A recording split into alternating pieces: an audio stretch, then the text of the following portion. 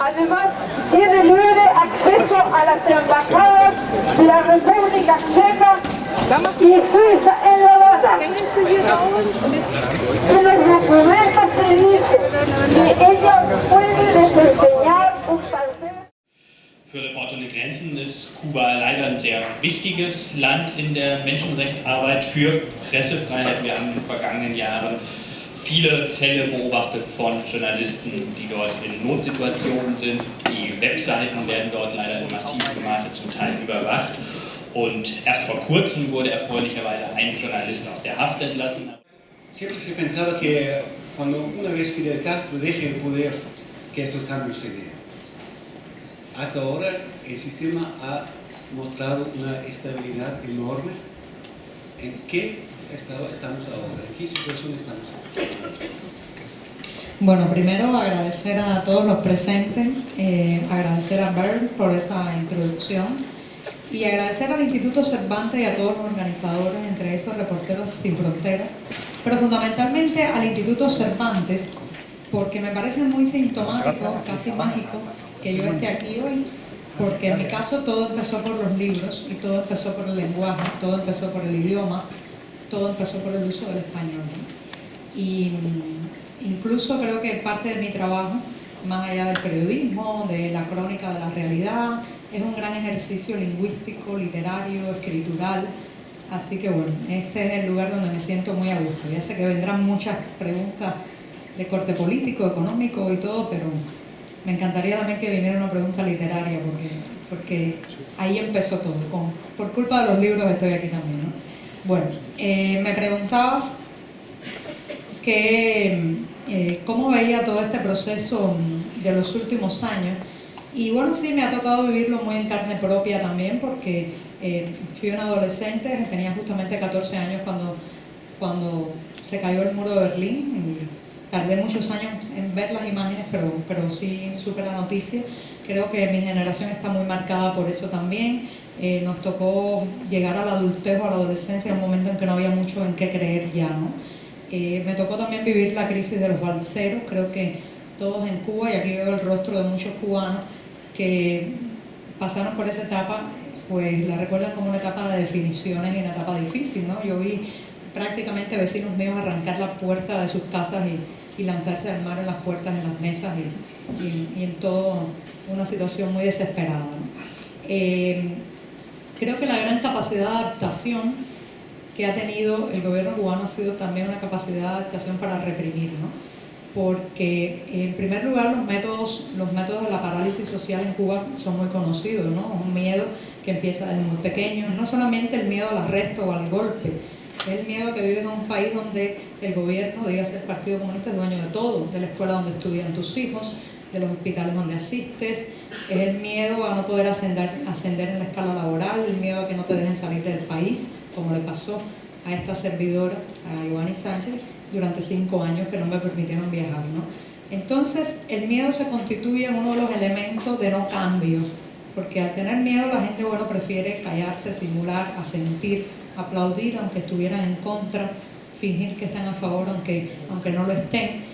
Y bueno, pues eso ha sido una de las causas del inmovilismo, ¿no? Ahora bien, en los últimos años se ha debatido mucho sobre el tema reformas, ¿no? Yo creo que la palabra reformas ahora está muy en boga cuando se habla de Cuba, ¿no? Las llamadas reformas de Raúl Castro, las reformas raulistas. Yo, apegándome al espíritu lingüístico, porque allá, muy atrás, en el pasado soy filóloga, aunque la tecnología me ha deformado totalmente, yo creo que la palabra reforma le queda muy grande a lo que está pasando en Cuba hoy, ¿no? Ha habido una serie de flexibilizaciones, a mi juicio, son flexibilizaciones que se caracterizan por ir un paso por detrás de la realidad.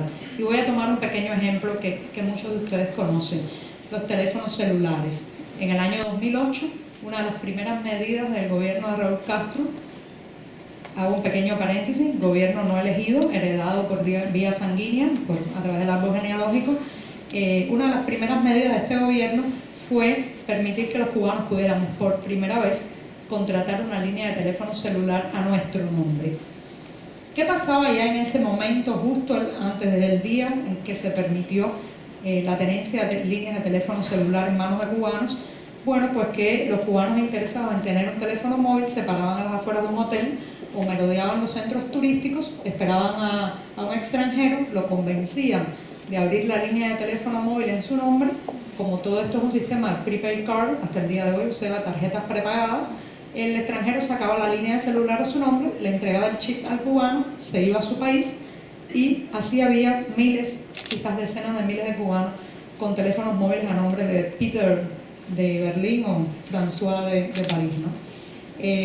Digo esto para ejemplificar un poco que las reformas raúlistas están más dadas por la obligación que impone la vida, que pienso yo por un gesto magnánimo de decir, bueno, vamos a darle una vida mejor a los cubanos. De todas maneras, no se puede negar que, por ejemplo, en el tema del trabajo por cuenta propia, ha sido muy importante. Yo misma soy trabajadora por cuenta propia, tengo 2 licencias, mecanógrafa y reparadora de ordenadores, que es lo más cerca que he podido tener de ser una periodista digital, ¿no? La licencia de periodista no existe, entonces, bueno, que es lo más cercano a estas 2 profesiones. Y sobre todo, yo creo, y aquí voy a dar una pequeña metáfora, yo creo que el sistema cubano es irreformable, porque es un sistema basado en prohibiciones, rígido, inflexible. Entonces me lo imagínense ustedes por un minuto una casa de La Habana vieja. Muchos han estado en La Habana, otros nacieron allí, otros lo han visitado.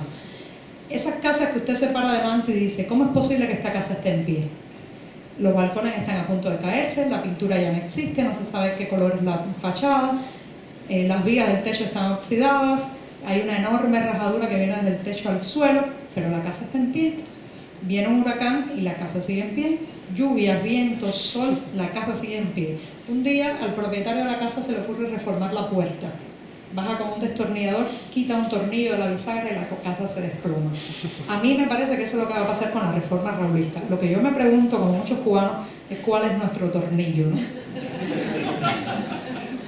Les dije que la culpa eran de los libros. Me parece que el gobierno cubano era muy consciente del peligro que corría en el momento de que Fidel Castro ya no pueda ejercer el poder, ¿no? Porque a nivel mundial y en Estados Unidos y en la misma Cuba y en el exilio, todos por décadas casi se estaban preparando para este momento, porque se pensaba que un sistema tan centrado en una figura carismática de liderazgo duro como Fidel Castro, sin él no podía sobrevivir. Ahora, puede ser que desde la experiencia de los países socialistas de Europa del Este, que en muy poco tiempo se derrumbaron, el gobierno cubano sacó como consecuencia, bueno, aquí no podemos permitir un proceso demasiado rápido, no podemos permitir una dinámica que nos salga de las manos, y que por eso van en un proceso de cambios mucho más lento, como dijiste, que la realidad cubana se debe. Pero el problema de esa lentitud es que es desesperante. A ese ritmo mis nietos tendrán internet en el 2050 y mis bisnietos conocerán pues el derecho a entrar y salir libremente por las fronteras nacionales sin ningún tipo de restricciones, ¿no? Entonces, no creo tanto que hayan pensado, vamos a hacer un proceso muy lento, ni nada por el estilo. La vida los ha obligado a ese proceso. En torno a lo que decía Fidel Castro, a mí me gustaría apuntar algo, ¿no? Cuando el 31 de julio del año 2006 se anunció la enfermedad y la convalecencia, incluso pues el hecho de que relegara a sus puestos públicos Fidel Castro, yo recuerdo que muchos, claro, pues pensaron en el final, ¿no? Ha sido un largo final, un agónico final, pero yo creo que ahora mismo Fidel Castro está matando su propio mito. Ese señor que vemos vestido en un chándal, Adidas creo que es, o Nike, no recuerdo bien, es la negación de todo lo anterior, ¿no? Ese señor que vemos incapaz de estructurar una frase coherente es la negación de aquel orador de horas y horas y horas que cuando niños, por lo menos yo tenía que ver muchas veces en el televisor todas esas horas, ¿no? Entonces ha sido agónico, ha sido difícil, pero yo creo que es la cura definitiva de ese mito, levantado con horas y horas de transmisión televisiva, con horas y horas de discurso, con horas y horas de propaganda que fue Fidel Castro, ¿no? ¿Cómo percibes? Bueno, la última reforma significativa de Raúl Castro fue obviamente la reforma migratoria, con la cual al final tú también podías salir del país, aunque la misma ley migratoria hubiera hecho posible también que te prohíben de salir. Pero igual, obviamente hay un cambio de política en cuanto a la migración. ¿Qué impacto tiene eso a la sociedad cubana? Muchos se fueron, muchos pueden ahora entrar que pensaban que nunca podían volver a Cuba. Hay la libertad para quedarse fuera del país muchos años sin ser expatriados. ¿Cómo cambia eso la sociedad? Sí, la reforma migratoria, como muchos de ustedes saben, comenzó a regir a partir del 14 de enero de este año. Es el decreto ley 302 y era una reforma largamente deseada. Y yo creo que había bastante presión dentro y fuera de Cuba para que ese absurdo migratorio terminara. Un absurdo migratorio que dividió familias, hizo que padres nunca pudieran reencontrarse con sus hijos, que abuelos murieran en el exilio sin volver a ver a sus nietos y viceversa. Y ya creo que el costo político de seguir manteniendo a Cuba como una aldea medieval que había que pedir permiso para traspasar la muralla, pues la muralla en este caso es el mar, ¿no? Nuestra muralla de agua, era insostenible políticamente, ¿no? Entonces el gobierno pues se ve abocado, creo yo, a hacer una reforma migratoria. Cuando hacen la reforma migratoria, si se lee bien el decreto de punta a cabo, todas las páginas, nunca va a encontrarse una frase que diga todo cubano, por el mero hecho de haber nacido en este país, tiene el derecho de salir y entrar libremente. Eso no lo dice. Siguen restricciones de algún tipo, los deportistas de alto rendimiento, personas consideradas profesionales vitales. Hay un grupo de activistas y disidentes que no ha podido salir ni podrá salir, sobre todo los exprisioneros de la Primavera Negra. Y bueno, pues yo me encuentro en un grupo de unas 20 personas activistas del sector crítico que han logrado viajar desde el 14 de enero hasta acá. En mi caso personal, yo había dado una batalla muy dura. Llevaba 5 años insistiendo porque se me reconociera mi derecho a salir. Había acumulado el triste récord de 20 negativas de viaje, las había reportado, documentado gracias a las redes sociales, a Twitter, incluso había agotado todos los caminos legales dentro de mi país. Tenía 2 denuncias en la Fiscalía General de la República que nunca respondieron, exigiendo que se me diera una explicación porque yo no estaba pendiente de un delito, no tenía un diploma de doctora en medicina, por tanto no estaba ni siquiera en las restricciones profesionales y no daban respuesta. Yo imagino que cuando decidieron hacer la reforma migratoria se dieron cuenta que había personas como yo que eran el termómetro, que nadie iba a creer que era una verdadera reforma si no permitían a estas personas salir. De todas formas, todavía hay muchas restricciones. Yo hoy en la mañana me encontré un amigo aquí en Berlín, un cubano, y me dijo, me encantaría ir a verte, pero no puedo, porque si la embajada cubana me hace una foto fuera del Instituto Cervantes, puede ser que no me dejen entrar a Cuba. Eso me parece todavía horroroso, ¿no?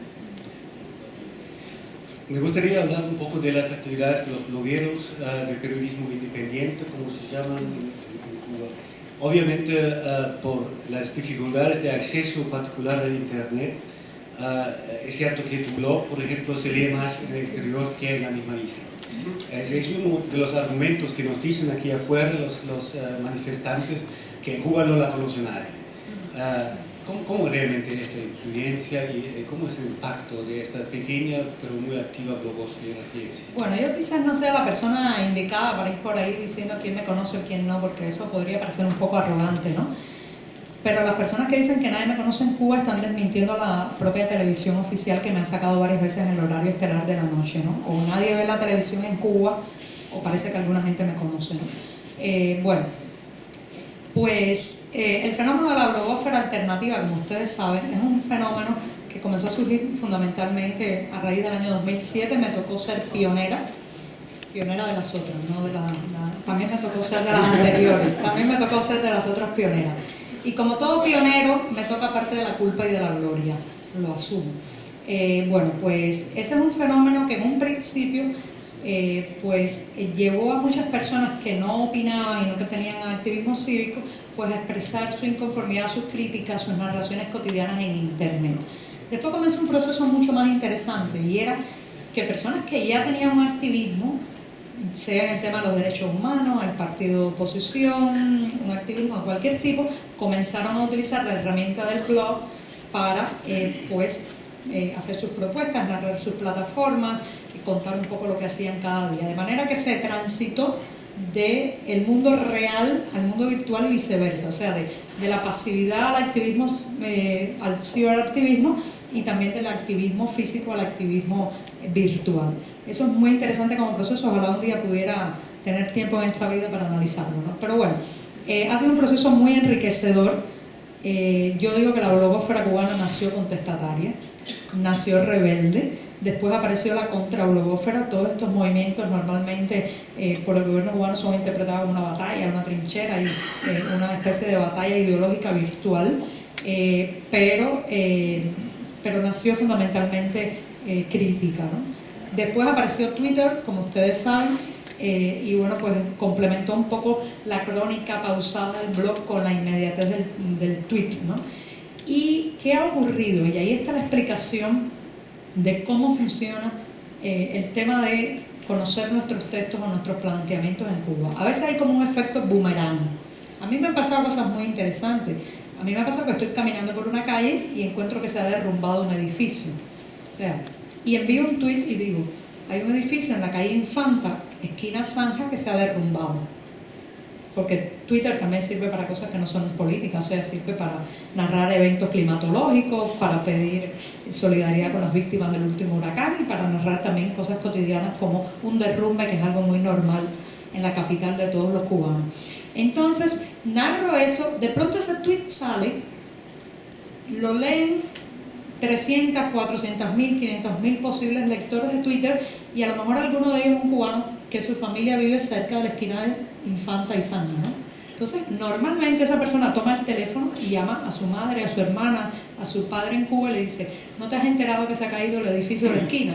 Y esa persona que no lo sabía se entera de lo que ha ocurrido unos metros de ella por este efecto prácticamente boomerang de rebote, de información que sale y la rebota. Estoy diciendo un caso, hay muchos. Entonces, no diría yo que lo que se da a conocer al mundo después no se conoce dentro de la isla. No olviden que en Cuba hay un efecto muy importante ahora, que son las antenas parabólicas ilegales. Hay cientos, miles de familias en todo el territorio nacional que a través de esas antenas, que están prohibidísimas, y las esconden detrás de un tanque de agua, detrás de una sábana, detrás de una ventana, captan la señal televisiva que viene fundamentalmente de la Florida. Entonces yo me encuentro mucha gente en la calle que me dice, te vi. Y yo le digo, ¿pero lees? Y me dice, no, yo no leo. A mí no me gusta leer, pero te vi. Ya sé que me vio en la antena. Digo todo esto porque, como saben, y aquí hay muchos cubanos que lo saben muy bien, somos especialistas en buscar todo lo que está censurado, prohibido o racionado. Como mismo nos sumergimos desde pequeños en el mercado ilegal y clandestino para buscar leche, huevo, pollo, así mismo nos sumergimos en busca de información. Si en Cuba hoy te quieres enterar de lo que decimos, nos encuentran, ¿no?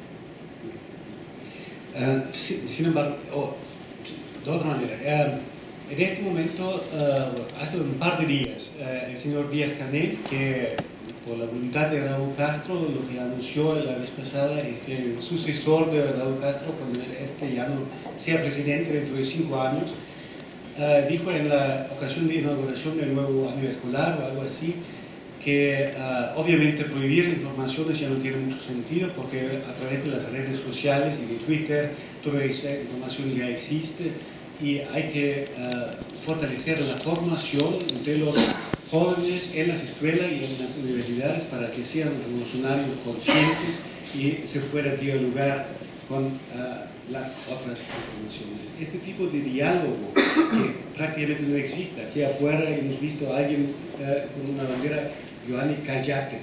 Y eso es más o menos lo que se busca, siempre es callar, ¿no? ¿Te parece de alguna forma real que el gobierno esté dispuesto a tener algún diálogo real? Bueno, voy a responderte en varias partes, me han hecho varias preguntas, ¿no? En torno a lo de allá afuera, estoy acostumbrada. Triste, pero estoy acostumbrada. El primer recuerdo de mi vida es un acto de repudio. 1980, yo, en el solar de Cayo Hueso, donde nací, mi hermana y yo asomadas a la reja del balcón y unas personas que gritaban. Yo no supe qué era hasta años después. Ese es el primer recuerdo que tengo de mi vida. Antes que un recuerdo de comerme un chocolate o de ir a una tienda de juguetes, recuerdo un grupo de gente gritando y mi abuela diciendo, niñas, entren. Que era un acto de repudio contra dos vecinos que habían decidido irse por el puerto del Mariel. Los propios vecinos que hasta un día antes estaban metidos en su casa, conversando, jugando dominó, estaban ahí haciendo un acto de repudio. Digo esto porque es triste, pero ese tipo de cosas son inherentes a la vida cubana. De manera que estoy acostumbrada y bueno, pues me encantaría que en mi país también pudiera ocurrir así, que pudiéramos protestar pacíficamente contra un político, un parlamentario, algo que no nos gusta, sin terminar en la cárcel por 20 o 30 años o ser reprimidos a golpes por la policía, ¿no? En torno a las declaraciones de Díaz-Canel me parecieron muy interesantes y yo creo que van un poco con la lógica de la respuesta anterior, que era la reforma como un paso detrás de la realidad. Ante el hecho y la evidencia de que no pueden controlar la información, tienen que darse cuenta y decirlo de que el muro del control está lleno de grietas que ya no pueden tapar todas las grietas que le salen a la censura, por un lado.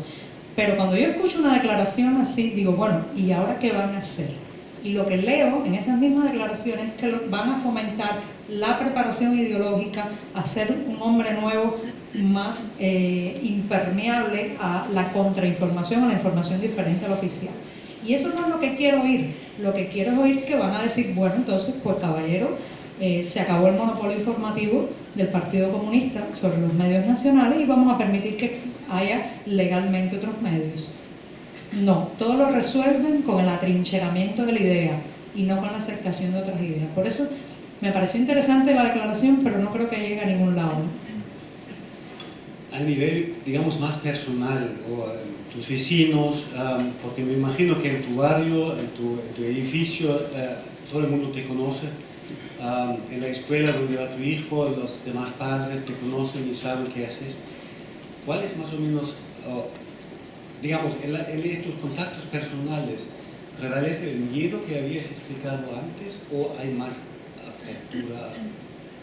Bueno, yo creo que me ha tocado un momento diferente de la historia nacional, ¿no? Una persona como yo hace 15, 20 años, 10 años, hubiera estado condenada a la muerte social, a ser una no persona.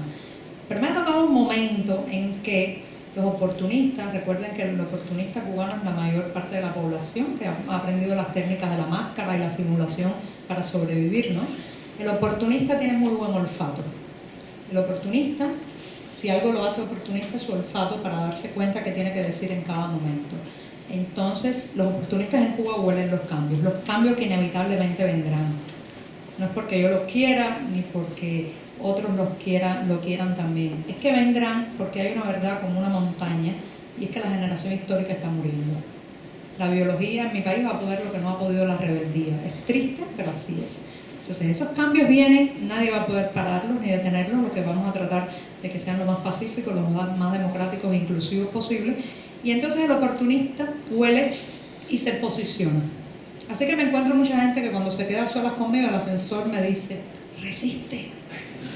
No lo dicen cuando hay otro escuchando, no lo dicen en público, pero me lo dicen. Se ha hecho mucho trabajo en mi comunidad para aislarnos, pero se ha encontrado con algunos problemas y este es un caso muy particular.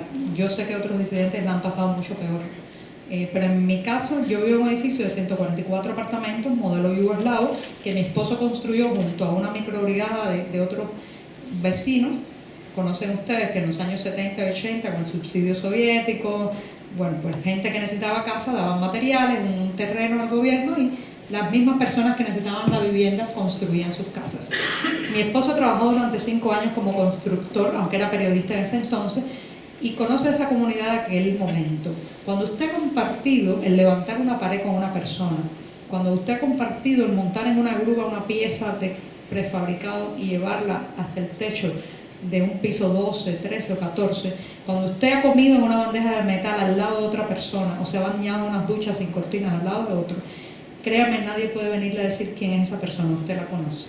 Hay una frase muy linda de José Martí que dice, subir montañas hermana hombres, construir un edificio también. Por tanto, todos los intentos que han hecho por dinamitar las relaciones con la comunidad han sido desafortunados.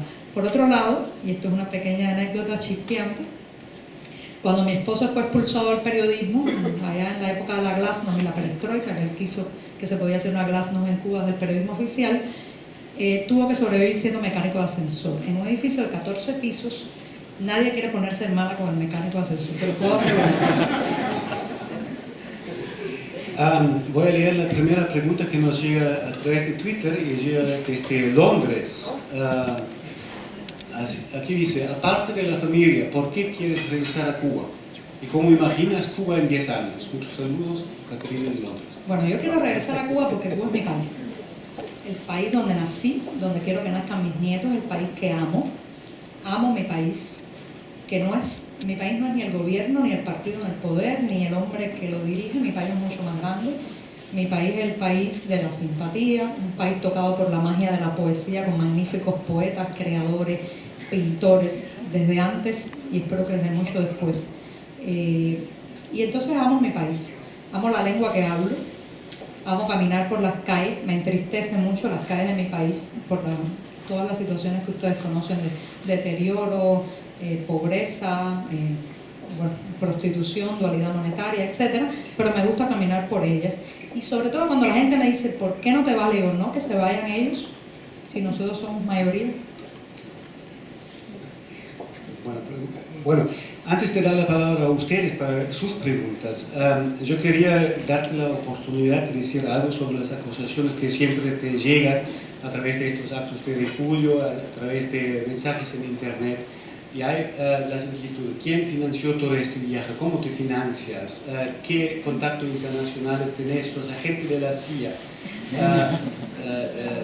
¿Por qué te encontraste durante este viaje con políticos de extrema derecha, viejos revanchistas en Miami contra Cuba?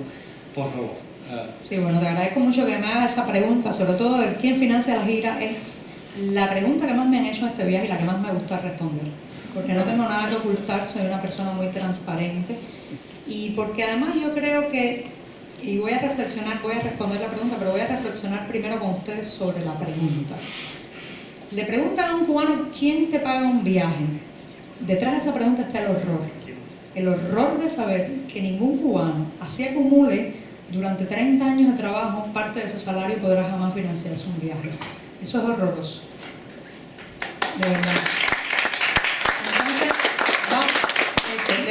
Reflexionar un poco, virarles la pregunta, ¿no? Porque siempre la lanza y digo, bueno, ¿y por qué me hace esta pregunta a mí? No se la hace a un alemán, no se la hace a otra persona en otra parte del mundo, ¿no? En el caso mío, como ustedes saben, yo llevaba 5 años tratando de viajar, se fueron acumulando invitaciones, yo he ganado importantes premios, entre eso el premio Ortega y Gasset de periodismo en trabajo digital en el año 2008, me gané el D-Box. Me invitaron a muchísimos lugares a dar conferencias, me invitaron a participar en eventos tecnológicos y las invitaciones fueron acumulándose. Yo tenía una gaveta que eran todas las cartas de invitación, todos los documentos que alguna vez me enviaron, todas las sillas vacías, no, las sillas no las guardaba, pero las fotos de las sillas sí, las sillas vacías que estaban en los lugares donde yo no pude ir. Y un buen día cuando el cerrojo insular se abrió, lo que cayó sobre mí fue una avalancha de reconfirmaciones de te esperamos. En aquellos lugares donde no pudiste llegar, te estamos esperando. Como ustedes saben, cuando uno le invita a una institución académica, cuando uno le invita a un evento, pues normalmente los anfitriones pagan los gastos y dan el techo y la comida. Eso es lo básico, eso se hace en cualquier parte del mundo.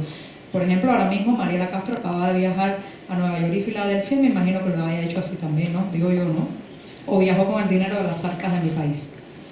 No sé, yo pregunto. Bueno, volviendo a mi caso. Que solo soy la hija de un maquinista de trenes. En mi caso me fui a Brasil con una colecta que se hizo pública y transparentemente a través de internet, donde cada blogger, cada persona, cualquiera de las personas que estaba aquí, incluso está aquí sentada en esta sala, podía contribuir a esa donación para que yo pudiera viajar. Así se pagó mi boleto a Brasil, se pagó mi estancia en Brasil y después me fui a República Checa invitada por Amnistía Internacional a un evento de festivales que también, claro está, Amnistía corrió con los gastos. De mí y de todos los activistas allí, había activistas de Corea del Norte, en fin, de muchísimos lugares, México, en fin. Y después me fui a España invitada por el Congreso IREDES, donde me habían esperado, que me había ganado el premio del 2010, el premio IREDES, donde me habían esperado y no fui, y bueno, pues claro está corriendo con los gastos. Y puedo seguir porque es muy largo, ¿no? Pero bueno, me fui a Estados Unidos invitada por varias universidades el Baruch College también estaba en eso. Pues claro está, las universidades lo más común es a los conferencistas, pues les proveen de alojamiento y comida. Me fui a la Florida porque mi hermana farmacéutica durante 2 años después de emigrar ha estado ahorrando para que yo estuviera allí y le pudiera dar un abrazo a ella y a mi sobrina que en todo ese tiempo no había visto. Aquí estoy también, gracias a esa solidaridad, porque, y esto es un pequeño paréntesis, soy millonaria en amigos. Tengo muchos amigos, amigos comunes, amigos que son personitas como yo, pero muy buenos amigos, amigos que me quieren y que los quiero. Y eso, créanme, es una fuerza más poderosa que cualquier central de inteligencia, que cualquier gobierno del mundo, es mucho más poderoso que todo eso. Entonces, bueno, pues aquí estoy, invitada por la Deutsche Welle, me voy a Suiza en unos días también a presentar un filme, invitada por la directora del filme, me voy a Suecia a un evento de tecnología, libertad de internet, y me voy a Polonia, invitada por el principal periódico polaco. Después me voy a Cuba. A Cuba no necesito gastos que nadie me pague porque tengo mi propia casa, afortunadamente. Pero bueno, les explico todo esto, aunque pudiera reservármelo, pero no quieren oír respuestas. Esa pregunta no va a la búsqueda de una respuesta. Esa pregunta tiene varias direcciones. Uno, matar al mensajero.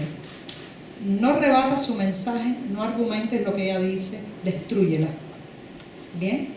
Bueno, es una técnica muy conocida, yo creo que ustedes la conocen muy bien.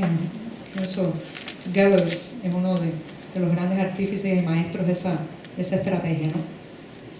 Otra estrategia de esa pregunta es: hazla hablar de otros temas, pero que no hable de Cuba, que hable de ella, que se defienda a ella, que gaste minutos y segundos para que no hable de la realidad cubana. Está bien, no importa. Y otra estrategia también que se busca con eso es miente, que algo siempre queda. Estoy preparada para las 3, las conozco muy bien. En torno a con quién me he encontrado en mi vida, me he encontrado con mucha gente, porque yo soy una persona puente. Yo nací en un punto de mi vida en que me di cuenta que me tocaba una época en que todas las etiquetas, todas las definiciones, todos los límites que nos habían enseñado se estaban derrumbando. Soy enemiga de las etiquetas y las definiciones puntuales. Cuando me preguntan ¿qué tú eres? Yo, bueno, yo no sé, medio camino entre activista, periodista, blogger, filóloga, en fin, de todo un poco. Entonces, me he encontrado con mucha gente de derecha y de izquierda. Yo no le pregunto a la gente de qué tono es para darle la mano, porque no soy así. Yo soy una persona puente, de diálogo, dispuesta a conversar y a dialogar con cualquiera, incluso con los manifestantes que no han querido entrar. Es una pena porque me hubiera gustado mucho argumentar con ellos, ¿no? Curiosamente, esos ataques nunca se refieren a las personas de izquierda con las que me he encontrado. Yo fui a Brasil, entre otras razones, invitada y gracias al empuje de Eduardo Suplicy, un senador del Partido de los Trabajadores en el poder, ¿no? Entonces es interesante cuando se habla de eso que se obvia lo otro. Estuve en la Cámara de Diputados brasileña con una representación muy vasta de políticos de allí. Yo era la invitada principal, muchos pasaron, algunos les di la mano, otros no lo recuerdo lamentablemente porque había mucha gente, pero todos estaban bajo el abrigo de la legalidad del poder de ese país.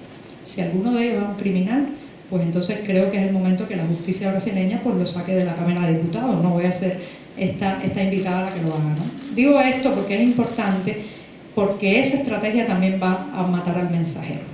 No maten al mensajero, rebatan mi mensaje.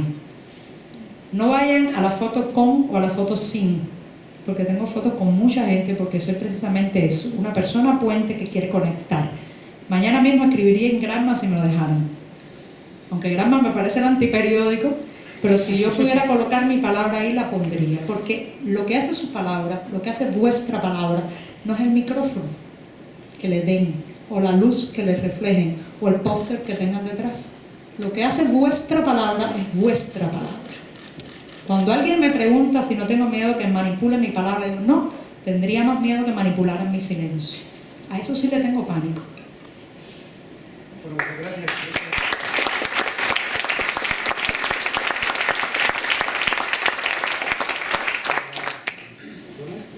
No, ya, sí, ahora sí. Bueno, ahora les toca a ustedes. Vamos a colectar algunas preguntas. Aquí ya veo 1, 2, 4, 5, 6 y eso sería suficiente para la primera ronda para que no se nos olvide nada. empecemos por acá, por favor, y creo que hay micrófonos. La cola cubana, recuerden. Acá mismo. Los cubanos somos especialistas en hacer colas. Disciplina. Buenas tardes, mi nombre es Medrano, soy médico de profesión y quisiera hacerle 3 preguntas a la señora Sánchez. Soy boliviano. Que estas preguntas están relacionadas directamente con Cuba, o sea que no quiero matar a la mensajera.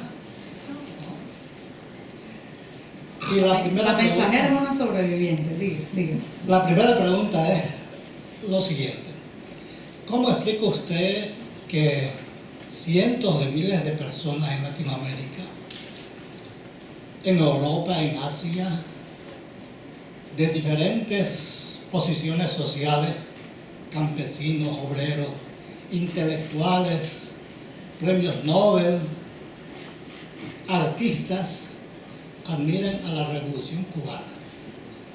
Primera pregunta. Bueno, entre tanto, de paso quiero aclararle, para que no, en esa respuesta no incluya que no conocemos la realidad cubana. Yo he vivido 8 años en Cuba. La segunda pregunta: ¿qué posición tiene usted respecto al bloqueo de los Estados Unidos contra su país?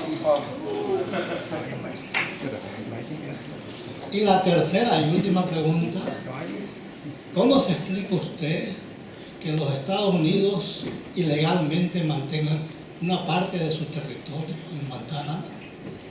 ¿Y cómo aclara usted lo que ha sucedido en los últimos años en esa parte del territorio cubano, ocupado por los Estados Unidos contra la voluntad del pueblo cubano desde ese año? Bueno, perfecto. Vamos a responder esas 3 porque si no coge una. ¿Cómo lo quiere preguntar? Sí.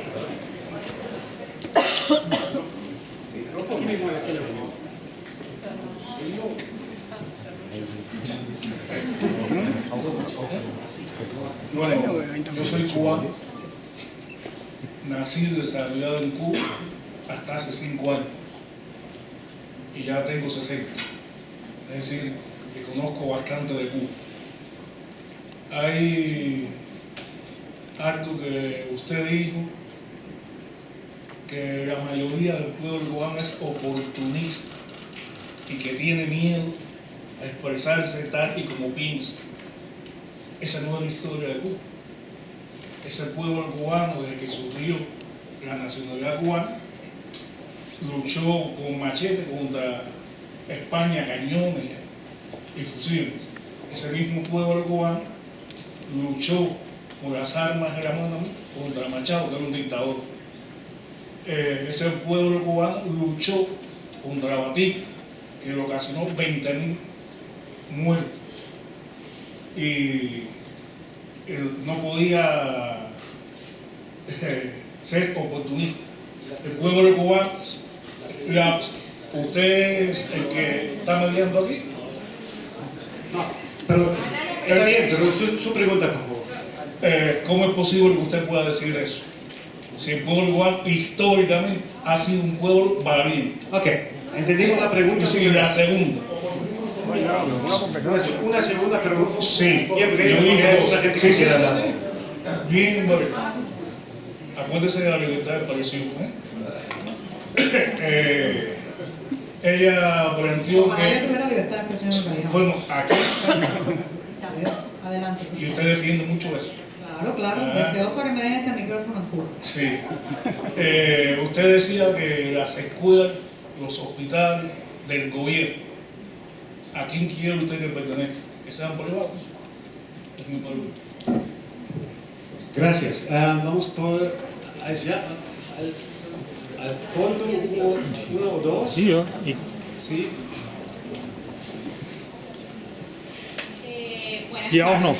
Buenas noches, mejor dicho. Hola, Giovanni, soy de Venezuela. Si te hubiera escuchado hace 14 años, no te hubiera escuchado y sentido como hoy, después de 14 años padeciendo. el dogmatismo y la falta de espacios para encontrar valores y principios compartidos, ¿no? En ese sentido, mi pregunta es la siguiente. Desde tu entereza, que realmente siento que de verdad eres una persona íntegra a pesar de todo lo que has vivido, tienes una paciencia y una tolerancia que la has demostrado, la demuestras en el Twitter, en tu blog, etc. ¿Cómo realmente te enfrentas en lo personal a este tipo de repudios, este tipo de paredes impenetrables, este tipo de dogmatismos que pierden cualquier tipo de lógica, que solo se encierran en su propia lógica interna? De verdad, honestamente, quisiera saber cómo lo haces en lo personal, en el contexto en el que vives. Y repito, son 14 años padeciendo en Venezuela este tipo de intentos donde cualquier tipo de, digamos, de espacios comunes se van cerrando. Gracias. Gracias. Yo creo que Directamente al lado, vamos a permitir dos más y después respondemos. Pero hay tiempo suficiente, no se nos va a perder nada. Una y dos. Hier ist noch gar nichts auf der Seite. Bueno, en primer lugar yo me crié en Venezuela, conozco bien la situación venezolana, mi hermana, mi mamá siguen viviendo en la isla de Margarita, así que creo de lo que hablo. Venezuela es un ejemplo típico, cómo los monopolios mediáticos controlan parte de la población, monopolios donde 3 familias le pertenece la televisión, los diarios y todos los medios de comunicación. Eso no es democracia. ¿Es eso la democracia que usted piensa para Cuba? La democracia que está controlada por el gran dinero, los medios que están controlados por el gran dinero. Segunda pregunta. Usted habló de que quiere para Cuba un capitalismo sui generis, expresión con la cual no puedo hacer nada. Por favor, explíqueme qué es lo que quiere decir capitalismo sui generis de Cuba. Usted dijo que pasa por las ciudades de Habana y ve la miseria. Usted ya ha pasado por las favelas de Río de Janeiro, ha pasado por los barrios pobres de Santo Domingo o de Haití. ¿Usted cómo compara Cuba? ¿Como parte de Miami o de Europa, o lo compara con la realidad latinoamericana? Y después usted puede también juzgar cuáles diferencias. Mire, cuando yo voy de paseo en Caracas, bueno, tercero, usted dijo en Miami que la oposición cubana en Miami es pluralista, pero usted sabe muy bien de que hay ultraderechas que han cometido crímenes como Posada Carriles, que ha volado un avión y que está en libertad en los Estados Unidos, aunque ha sido juzgado por terrorismo. Y la cuarta pregunta, usted ha dicho, libertad de expresión, por favor. Usted ha dicho que bajo el gobierno de Batista, en Cuba ha habido pluralidad política mientras mataban y torturaban a los presos políticos. Revisa sus fuentes. Sí. Bueno, entonces aclaren, haga una posición clara sobre eso.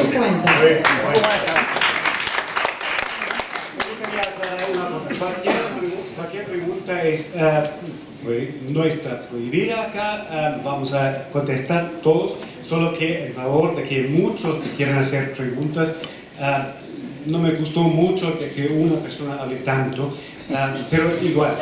Una última pregunta en la primera ronda y espero que no sean 6 otra vez, sino una, y después vamos a darle a Johnny la posibilidad. Buenas noches, yo soy Julián, soy venezolano y bueno, con las últimas 2 intervenciones ya creo que mi pregunta va hacia esta dirección. Quisiera saber tu opinión respecto a la situación de Venezuela, lo que ves desde fuera. Bueno, gracias.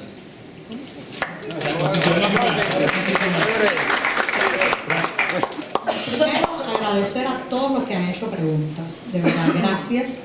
Me encantan las preguntas incómodas.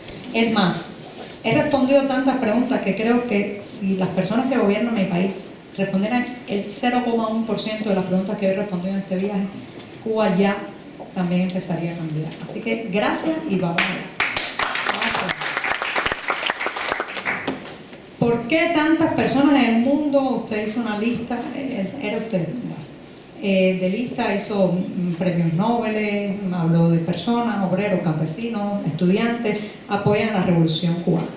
Bueno, también yo podría hacer una larga lista incluyendo premios Nobel de personas que son muy críticas con el modelo cubano y lo consideran un totalitarismo o una dictadura. O sea, el número de los que apoyan y de los que critican yo creo que es enorme también, ¿no? Por tanto, no creo que eso sea una señal de lo acertado del modelo cubano, ¿no? También creo que hay mucho desconocimiento, hay un gran mito, hay que decir, y esta es mi opinión muy personal, porque ustedes saben que yo no soy una política, ni una especialista, ni una analista, sino que soy una ciudadana que mira y opina sobre las cosas que ve y vive. Me meto en muchos problemas, pero estoy dispuesta a meterme en problemas. En primer lugar, en esa pregunta suya yo discrepo con el término revolución cubana. Las revoluciones no duran 54 años. Las revoluciones son una chispa. Las revoluciones son una chispa, un impulso, un motor, pero no se quedan en el poder por 54 años ni medio siglo. Discúlpeme. En mi país lo que hay es una dictadura de un clan familiar por 54 años que no nos ha dado derecho a elegir, que no nos ha dado derecho a formar nuestros propios grupos políticos, a expresarnos libremente. Eso es lo que yo considero. Conozco muchas personas que le han puesto fecha de muerte a la revolución cubana. Mi esposo dice que fue en 1968 cuando Fidel Castro aplaudió la entrada de los tanques soviéticos a Praga. Que la revolución cubana, la independencia y la soberanía permitió que el gran imperio soviético, y lo aplaudió y lo apoyó, entrar en Praga a aplastar una revolución. En torno al tema bloqueo, bueno, embargo, bloqueo, es lo que más he respondido en este viaje después de la pregunta del financiamiento. No es como que los cubanos salimos por el mundo y antes de aceptar si somos cubanos o no nos hacen el test. A mí no me parece que la posición sobre el embargo tenga que definir si uno deba llevar el gentilicio de cubano o no, ¿eh? Si ustedes pueden expresarse en esta democracia aquí, me parece lo más normal del mundo que los cubanos tengamos posiciones plurales y diversas sobre todas las cuestiones que atañen a nuestro país, incluyendo, como usted dice, la base naval de Guantánamo, que es una cosa, y la prisión naval de Guantánamo es otra. Hace unos días una persona me preguntó, ¿qué piensa de Guantánamo? Y digo, Guantánamo es una provincia del oriente de Cuba que hay mucho calor y la tierra es un poco árida. Sí, porque tienen unas grandes confusiones que yo recomendaría definir, leerse un poco de la historia nacional, ver los acuerdos también que se han tomado, mirar un discurso de Raúl Castro, muy importante, declaraciones de Raúl Castro cuando a la prisión de la base naval de Guantánamo, con la que yo soy profundamente crítica, con esa prisión, cuando empezaron a llegar los primeros prisioneros, Raúl Castro, prácticamente desde una torre de observación hacia la base, hizo unas declaraciones diciendo que si algún prisionero se escapaba, ellos se lo iban a devolver a Estados Unidos. Eso me parece terrible, ¿verdad?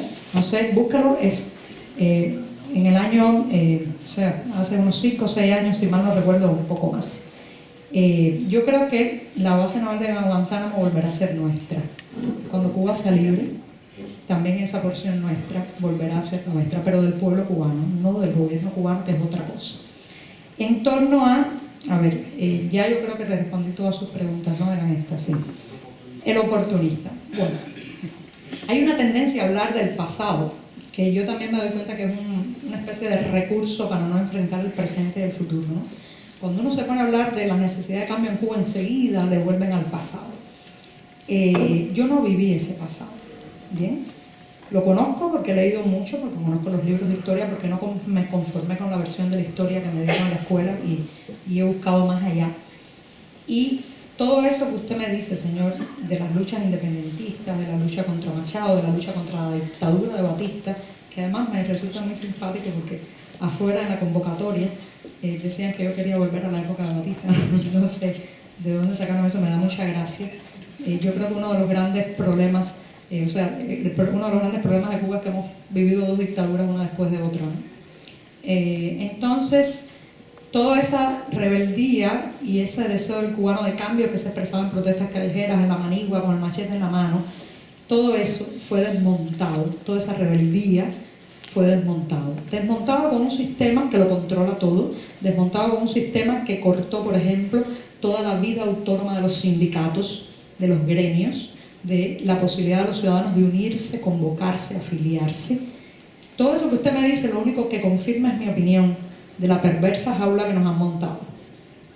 Toda esa parálisis del pueblo cubano de hoy comparado con toda la rebeldía anterior, lo único que demuestra es que los barrotes de esta jaula están muy bien diseñados. Esto es una dictadura científica también, en muchos sentidos, porque ha controlado al ser humano desde pequeño. ¿Con qué? Con la vigilancia. Un día mi hijo llega de la escuela, voy a permitirme una pequeña reflexión personal porque esa es la vida también, la vida está compuesta de pequeñas anécdotas, ¿no? Un día mi hijo llega de la escuela y me dice, mami, la profesora nos ha informado que entre el grupo de estudiantes nuestros hay uno que está llevando una lista de los que se portan mal, pero es una lista secreta y nadie sabe quién es la persona que informa, o sea, que está apuntando. Y a mí me pareció tan tenebroso, mi hijo me lo contó como un detalle más, ¿no? Me pareció tan tenebroso que la maestra se parara en el aula y dijera, entre ustedes hay uno que está apuntando, pero ustedes no saben quién es. Eso me pareció el decirles, aprendan a vivir vigilados, aprendan a vivir con la seguridad del Estado y con la policía política observando. Así se controla un pueblo también, ¿no? Los pueblos no solamente se controlan en las calles con antimotines, gases lacrimógenos y balas de goma, también se controlan con el miedo desde pequeños, y eso es lo que le ha pasado a la sociedad cubana. Ahora bien, escuelas y hospitales del gobierno, ¿cómo los quiero yo? Sociales, sociales de verdad, no de un partido ni de un gobierno, que los hospitales sean sociales, de la población sin requerimientos ideológicos de ningún tipo. Yo no quiero tener que volver a pasar por el tiempo que mi hijo se sentaba en un aula con 6 fotos de Fidel Castro alrededor. ¿Por qué las escuelas tienen que ser marcadas por una ideología y por el partido? Que sean sociales, que sean del pueblo de verdad, no el pueblo como seudónimo del poder, no el pueblo como seudónimo de Fidel Castro, del pueblo. Bueno, Venezuela. ¿Cómo me enfrento a este tipo de repudio? Yo podría responder esto de una manera muy seria, ¿no? Que vale la pena responderlo muy seriamente, lo voy a responder seriamente. Pero cuando mis amigos me preguntan ¿cómo soportas el insulto? Yo les digo, es que yo fui a la escuela primaria y me pasé toda la escuela primaria llevando gafas, espejuelos y aparatos en los dientes. Entonces estoy acostumbrada a que me insulten. No me gusta, pero estoy acostumbrada. Digo esto porque yo creo que hay que prepararse también para la crítica, y uno de los grandes problemas que tenemos los cubanos y que tenemos como sociedad es que siempre sentimos la crítica como un ataque y nos da por atacar al otro. Hay que hacer un buen ejercicio de escuchar, hay que hacer un buen ejercicio de decir no voy a responder a la violencia verbal con violencia verbal, no voy a responder al ataque con ataque, ¿no? Y yo he tenido un entrenamiento muy fuerte en esto porque desde que abrí mi blog en el año 2007, hace 6 años, comenzaron los ataques. Primero dijeron que no existía, que Giovanni Sánchez era un seudónimo. Después dijeron que era un grupo de 20 personas que escribían mi blog, lo cual me llenó de orgullo, porque bueno, 20 personas para escribir esto, creo que están muy buenos mis textos. Después dijeron que era mi marido el que me escribía los textos. Reinaldo se reía mucho, porque bueno, se sentía como halagado de que le adjudicaran mis pequeñas viñetas a la realidad. Después, y esa es la etapa que estoy ahora, dicen que no soy yo, que yo no soy, que esa es la CIA, el Pentágono, los laboratorios de la Casa Blanca, ¿no? Yo creo que la próxima etapa de insultos que me queda es ya decir que yo no soy terrestre, que soy fabricada en Marte y estoy preparada. Estoy preparada para eso, como una vez estuve preparada para que se rieran de mis gafas y de mis aparatos en los dientes. Vienen más insultos, después de este viaje me espera una larga batalla de fusilamientos mediáticos en mi país. Esas protestas que están allá afuera no están hechas para mí ni para ustedes. Eso está hecho para las cámaras de la televisión cubana. Óiganlo y créanlo. Eso está hecho para el programa que me esperará en el horario estelar de la noche. Cuando encienda la tele, que por demás, y voy a la respuesta suya, es un monopolio de una familia en mi país también. El monopolio de una única familia que tiene un único apellido, Castro. El monopolio de una familia que tiene un color político y una ideología. Ellos son la hegemonía en mi país. La hegemonía en mi país es el Partido Comunista, Fidel y Raúl Castro. Entonces yo quiero una prensa no hegemónica. Yo soy antihegemónica en mi país. Lo que pasa es que en mi país la hegemonía son otros. Y esa hegemonía va a intentar lapidarme públicamente. Estoy preparada para lo que viene, no me preocupa. En el tema de las favelas latinoamericanas, sí, he estado en muchas favelas latinoamericanas. Estuve en La Rosquiña, estuve en el cono sur del barrio El Salvador de Perú, constaté la miseria. Yo también nací en un barrio muy mísero, Cayo Hueso, en Centro Habana, un solar con baño y cocina colectivo. Sé muy bien lo que es la miseria. Sé lo que es decirle a tu mamá todos los días de la mañana: mamá, ¿puedo ir al baño? Y que te digan: no, ve a la cafetería de la esquina porque no tenemos agua. Eso lo sé. Hasta el día de hoy, con 37 años, todavía pido permiso para ir al baño. Entonces, conozco muy bien la miseria, pero conozco profundamente la miseria y las favelas de mi país. Las favelas de la periferia, las favelas de los llega y pon, las favelas hechas con lata, con cartón y además con el agravante de que están ilegales. Porque cuando muchos de ellos son encontrados por la policía en La Habana, los deportan a sus propios pueblos y a sus provincias orientales. Entonces, conozco muy bien. Pero además, supongamos por un minuto, imaginemos por un minuto que realmente hay una gran diferencia de pobreza entre la pobreza de mi país y esa pobreza. ¿Por qué tendríamos que conformarnos con eso y callarnos nuestras críticas? Usted me está pidiendo que me calle los problemas de mi país porque en otro país son peores. No, disculpen, eso no es una posición muy de izquierdas. Es como si yo le dijera a Bert: me duele una muela, y él me respondiera: a mí me duelen dos. Pero bueno, a mí me duele, me sigue doliendo la mía, ¿no? Tengo que resolver este problema.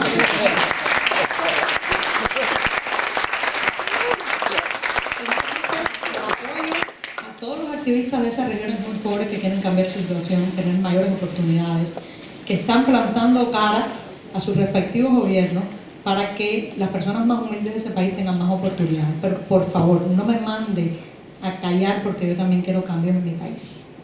No me pida conformismo.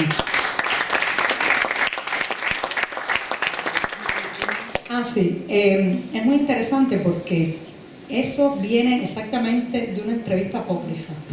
Por eso le dije que revisara su fuente. De un señor que es francés, no recuerdo mucho su nombre, pero que me hizo una entrevista en La Habana y que lamentablemente adulteró. Que pensé que no lo iba a encontrar, que él iba a tener el valor de aparecer durante este viaje, no lo ha tenido, pero bueno, no importa. Yo cargo también con las cosas que me adjudican. De todas maneras, supongamos que la frase es mía, porque a mí me gusta asumir incluso las cosas más difíciles.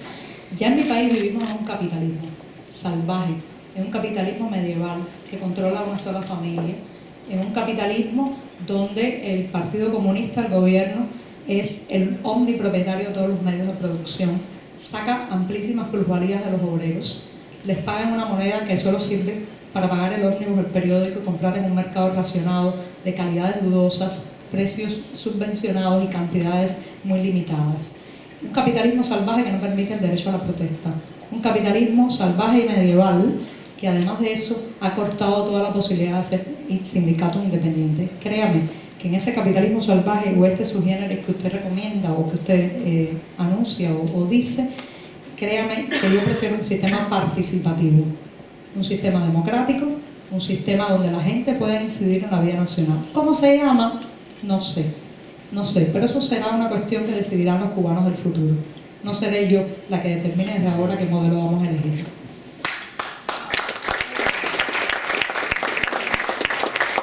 En torno a Posada Carriles,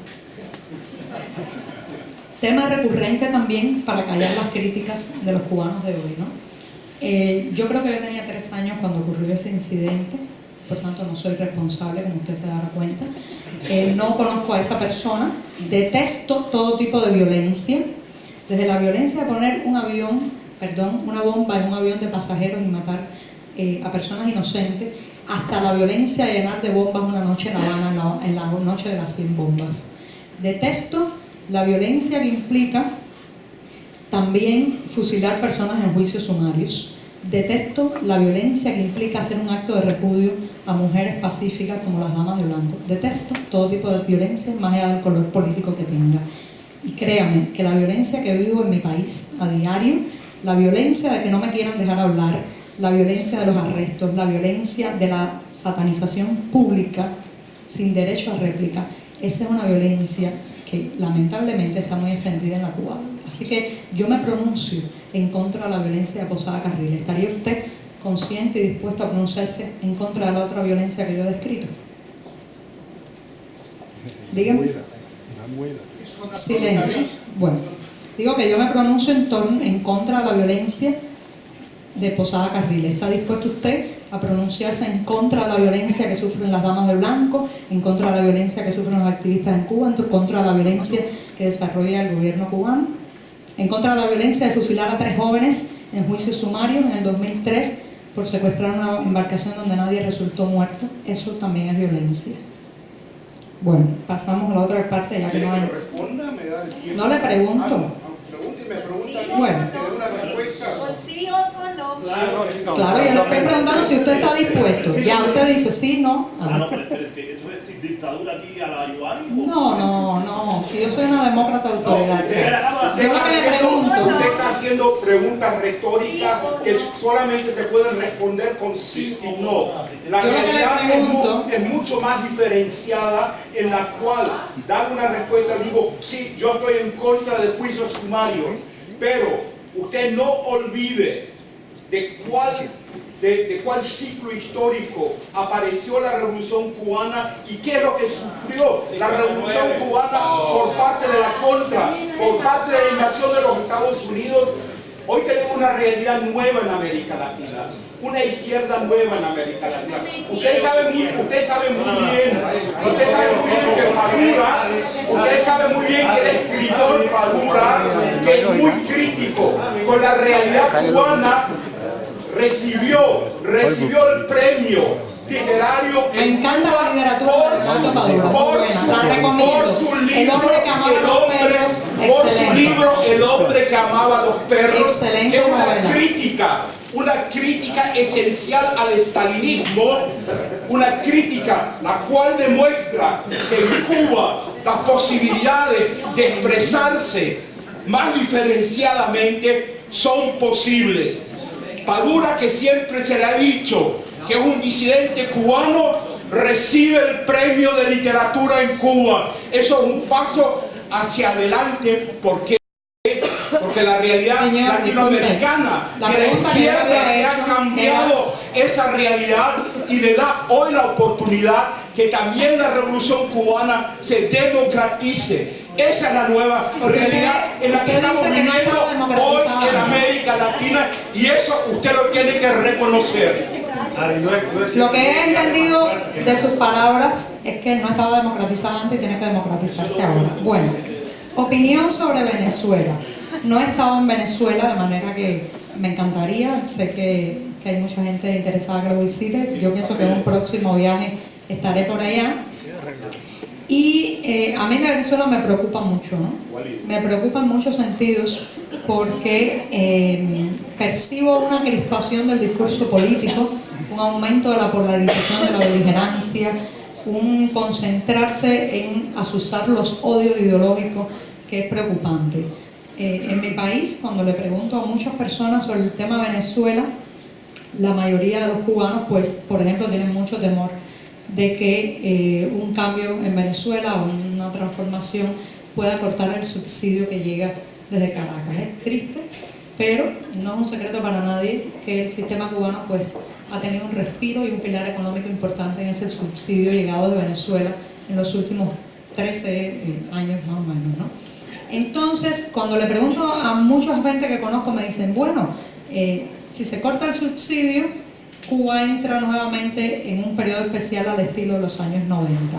Dígase cortes eléctricos, colapso del transporte, dígase también, por ejemplo, ausencia de alimentos, en fin, ¿no? Pero por otro lado, esa misma gente me dice, bueno, quizás si hay un corte del subsidio, pues el gobierno de Raúl Castro se va a ver obligado a acelerar y a profundizar el paso de las reformas. Hay una frase muy cubana que dice, lo bueno que tiene esto es lo malo que se está poniendo. Y lamentablemente mucha gente en Cuba siente que la cuestión tiene que llegar a un punto crítico para que la gente empiece a cambiar o pues diga que hay que cambiar, ¿no? O haga las cosas para cambiar. Me preocupa Venezuela, me preocupa la tendencia al autoritarismo, me preocupa la caricatura de la caricatura política, me preocupa en general. Y noto a muchos venezolanos, sobre todo en las redes sociales, muy preocupados también por su país, ¿no? Bueno, gracias. Y tenemos tiempo suficiente para una segunda ronda de preguntas. Ahora voy a empezar por este lado porque la primera ronda no es de nadie. Aquí el señor con las dos manos arriba, después el que está detrás y después de vamos a estar. Hola. Mi nombre es José Hernández. Yo quería hacer una... Sí, funciona. ¿Funciona? Sí, sí. Mira, yo tengo entendido que usted se encontró en Miami con la familia de los pilotos asesinados por la dictadura castrista en el 96. Entonces usted vive en Brasil, que usted quería la libertad de los 5 espías que tuvieron que ver con los asesinatos de esos pilotos. Mi pregunta es, usted como ser humano, ¿cuál fue la sensación frente a esa familia al usted pedir en Brasil que liberaran a los espías? Esa es la pregunta, la sensación como ser humano, ¿no? Gracias. Bueno, ¿qué está detrás? Hola, buenas tardes. Parece que soy uno de los pocos que nacieron aquí en Alemania. y yo no soy ni de izquierdas ni de derechas. Yo he trabajado mucho para Amnistía Internacional y te quisiera preguntar si tú estás consciente que tu lucha no es solamente una lucha para Cuba, sino una inspiración para todos los amantes de la libertad, ya que nosotros no solo vivimos del pan y del agua, sino que a nosotros también nos hace falta la fuente de la libertad, por lo menos para muchos, ¿no? Que la libertad de expresión es algo sumamente importante y yo creo que tú eres una inspiración para muchísima gente en todo el mundo y me gustaría saber si estás consciente de eso o si solo te concentras en tu labor, digamos, en Cuba. Gracias. Gracias. Aquí hubo una tercera.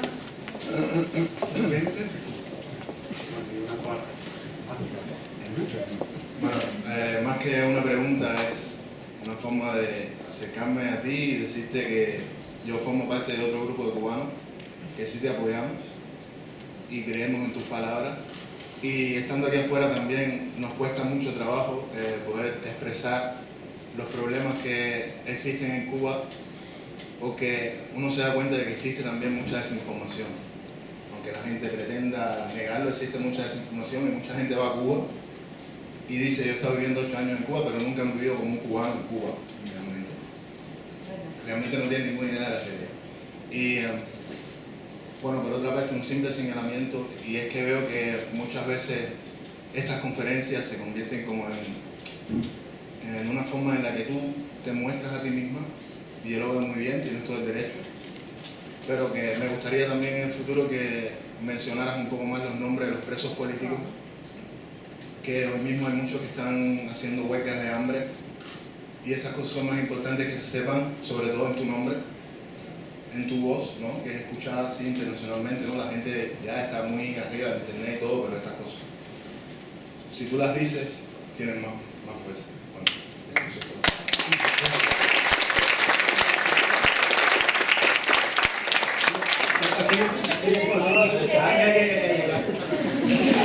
No se preocupe, hay tiempo.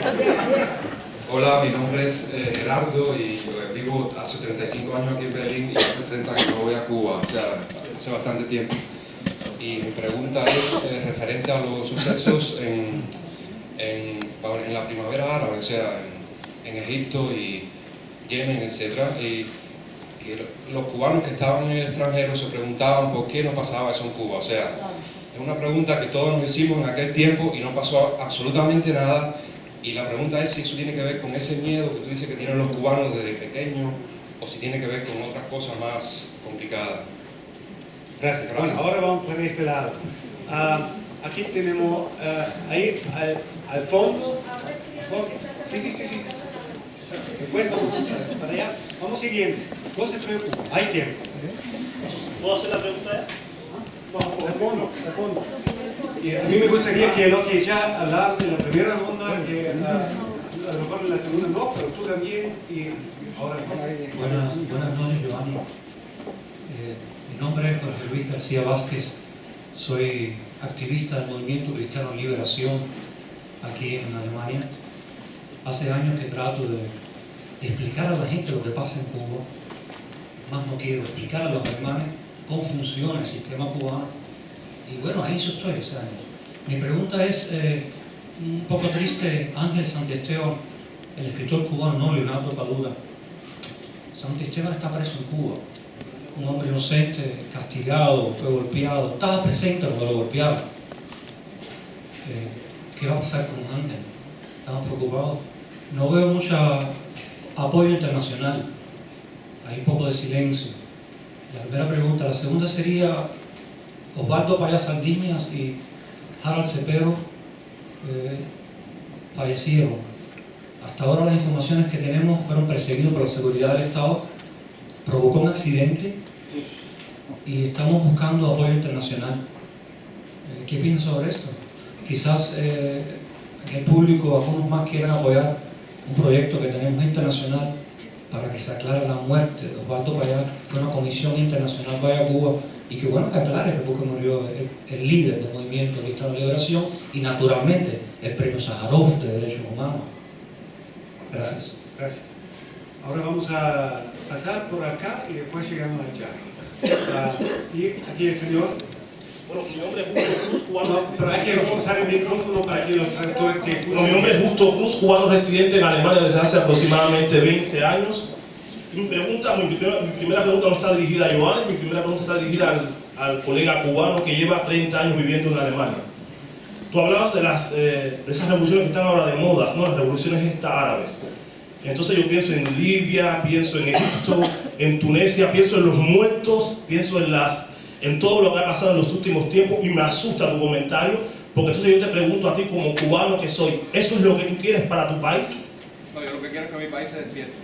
A que tu país se despierte a base de los muertos en todo esto, que han habido en todos estos países.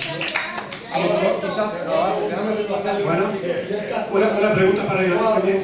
No, sí, bueno, sí, ahora vengo a la pregunta para Giovanni, ¿no? Ayer yo leí en el periódico, uno de los periódicos donde tú publicas tus cuentos cubanos.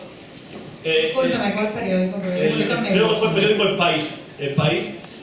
Salió un artículo acerca de una familia cubana, de uno de esos. Sí, como no, lo leyó seguro porque yo lo tuiteé. Yo tuiteé el link. A lo mejor por eso lo leyó.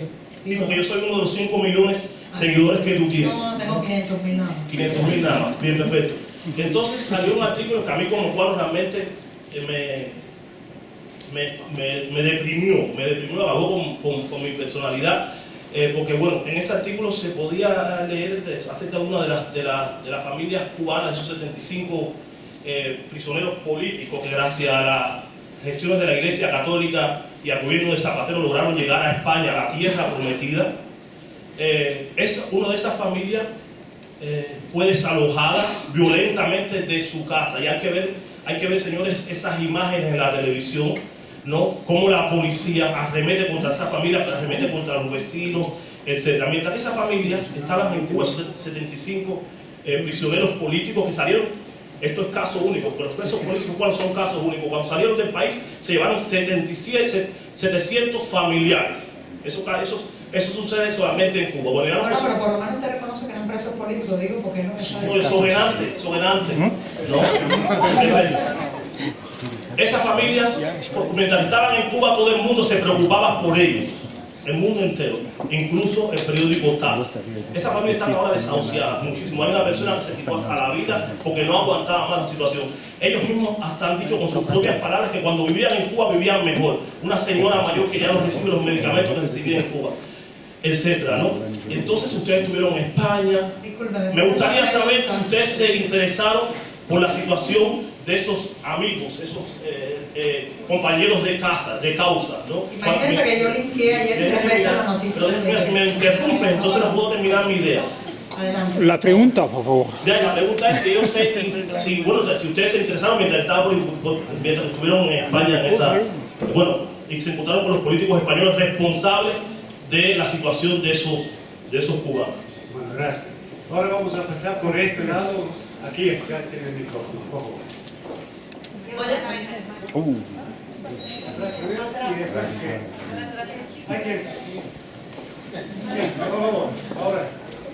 Ahora. Tú que ya tienes el micrófono. Ya. Usted es una persona de anécdotas, así que no me maten. Tengo una pregunta y una anécdota. El año pasado, mientras todavía era estudiante, tuvimos el honor de tener en la universidad una entrevista vía internet, obviamente, con Aung San Suu Kyi. Bueno, miles de preguntas subieron, etc. Lo que más llamó la atención para mí fue que su opinión sobre la represión, de la falta de acceso a internet, a los medios de comunicación, etcétera, conectado con lo que el compañero estaba comentando sobre la falta de comunicación también en Cuba, su comentario muy concreto al respecto fue: Burma es un país de rumores. ¿Okay? Y bueno, para no hacer la historia larga, mi pregunta con respecto a ese comentario fue: ok, bueno, si Burma es un país de rumores, si nadie se puede comunicar, ¿cómo entonces realizas un proceso de reconciliación? ¿Qué pasos concretos das para entonces poder comunicarte, para entonces poder matar esos rumores, acabarlos? También, para no hacer la historia larga, en 3 palabras su respuesta fue: hablando. Y bueno, para ser más concreta, hablo de talleres, etcétera, etcétera. Entonces, bueno, obviamente toda esta situación, toda esta historia que ella cuenta, todo lo que ella comenta sobre la situación actual en Burma, etcétera, me gustaría saber cómo podrías tú conectarlo a la situación en Cuba, a los rumores, cómo son en Cuba. Y me gustaría saber qué respuesta tendrías tú al respecto, una, como activista, como la Giovanni activista, y 2, como una persona que está aquí por culpa de los libros. Bueno, creo que 2 o 3 vamos acá. Por favor. Sí, yo sé, pero como eso sería la última ronda de respuestas, por falta de tiempo, entonces quiero que todos tomen la palabra ahora que quieran tomar. Por favor. Hola, soy Felipe. Tengo la siguiente pregunta. Aparte de una liberación política, ¿cree usted que la privatización, la abertura del mercado cubano para capitales del exterior conllevaría un mejoramiento de largo plazo para el pueblo cubano? Gracias. Ahora vamos para acá, enfrente. Allá, ya tienes el micrófono, por favor. Bueno, me llamo Viviana y tengo una pregunta sobre mi trabajo que tengo que hacer para mi universidad. Sí, escribo un trabajo sobre Reinaldo Arenas, su autobiografía, y mi pregunta es cómo es la situación de los homosexuales actualmente en Cuba. Pues simple. Bueno, gracias. Okay, danke, endlich. Hatten mich schon in der ersten Runde, hatten Sie schon auf mich jetzt angeguckt. Okay, danke. 2 kleine kurze Fragen. Frau Sanchez, Sie hatten vorhin gesagt, dass alle die Persönlichkeiten, mit denen Sie sich auf Ihrer Reise getroffen haben, ehrbare Personen, Persönlichkeiten seien. Nun habe ich in verschiedensten Medien gelesen, dass Sie sich auf Ihren Stationen der Reise mit Vertretern der extremen Rechten, Brasilien, Bolsonaro oder in den USA mit Diana Rosletin und anderen getroffen haben. Erste Frage, sind das für Sie auch ehrbare Persönlichkeiten? Und kann ich das als Indiz dafür nehmen, wie Sie sich die Zukunft Kubas vorstellen? Eine zweite Frage, eigentlich mehr an den Vertreter der Taz und an den Gastgeber des Institutos Cervantes. Ich finde es ein bisschen merkwürdig, dass wir heute einen Gast haben, der auf seinen Etappen nach Berlin sich eben halt mit solchen rechtsextremen Personen getroffen hat und wir heute den 8. Mai, den Tag der Befreiung vom Faschismus feiern. Ich möchte gerne Stellung und ein paar Punkte vergeben.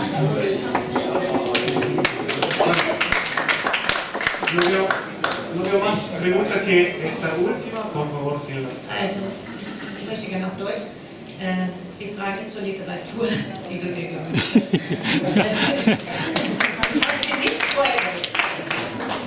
Wenn ich das lese, berührt mich das und es hat ganz viel zu tun in meiner eigenen, mit dem, was ich kennengelernt habe in Kultur. Aber ich frage mich, wie du das machst, also wen adressierst du, wer ist dein Adressat, wen stellst du dir vor beim Schreiben, weil es also ich weiß, es kommt bei uns an, außerhalb von Kuba, bei vielen, und ich habe auch erlebt, dass Leute dich in Kuba tatsächlich, wir waren in einer Situation, wo dich jemand deshalb anerkannt hat, weil du schreibst, aber ich frage mich, welche Person siehst du, wenn du schreibst, und also als Adressat. Abstrakt natürlich. Und eine zweite Frage ist eine konkrete im Verhältnis, der politischen Verhältnis zu Kuba. Als jetzt die Proteste waren um die Hungerstreikgeschichten, war ich sehr entsetzt festzustellen, dass nur eine Person aus dem Schriftsteller- und Künstlerverband protestiert hat. Nur eine war bereit, diese Resolution zu unterschreiben, nämlich Ana Lucia Bordella. Und die anderen haben sich nicht verhalten zu dieser Situation.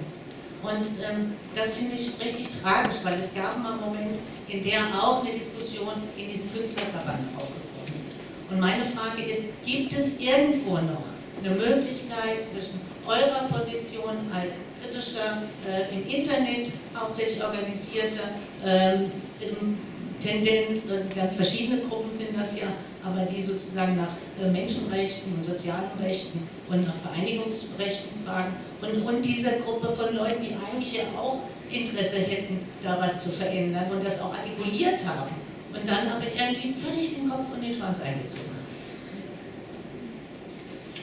Bueno, ya tenemos como 3 páginas llenas de preguntas. Yo voy a vigilar que no se te escape ninguna. Por favor, sí. Ya a los 37 se puede olvidar algo, ¿eh?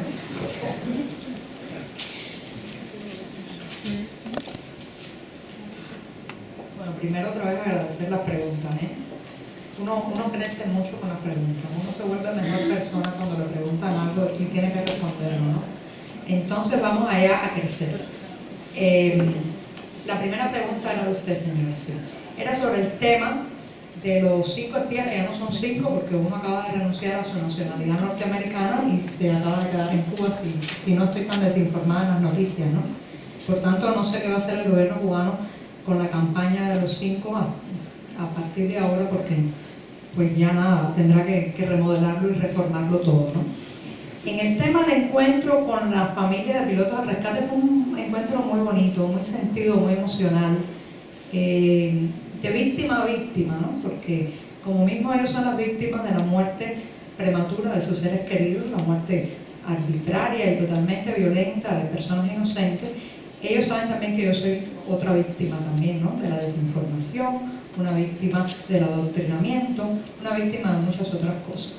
No interpretaron para nada lo que interpretaron las personas que malinterpretaron mis declaraciones en Brasil. No vi en el caso de ellos ninguna confusión en torno a mi posición, que sigue siendo la que ya dije y repetí, ¿no? No creo que se trate para nada de héroes ni de gente que merezca ningún tipo de medalla ni gratificación en Cuba, porque son personas que han conspirado y su conspiración costó la muerte de seres humanos cubanos además, ¿no?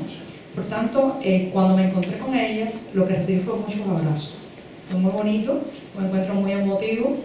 Una de ellas me enseñó muchas fotos de su hijo y creo que fue muy lindo ese reencuentro. Pero ¿no? mi pregunta fue la posición de ellos respecto a usted cuando usted dijo, la posición de ellos respecto a usted cuando usted dijo en Brasil que quería que liberaran a los 5 No, yo espías. nunca dije eso exactamente. Mire. Bueno, pero eso fue lo que yo vi en YouTube. No, exactamente. ¿Está falsificando YouTube entonces? No, mire. Déjeme explicar. ¿Está perdido? ¿No?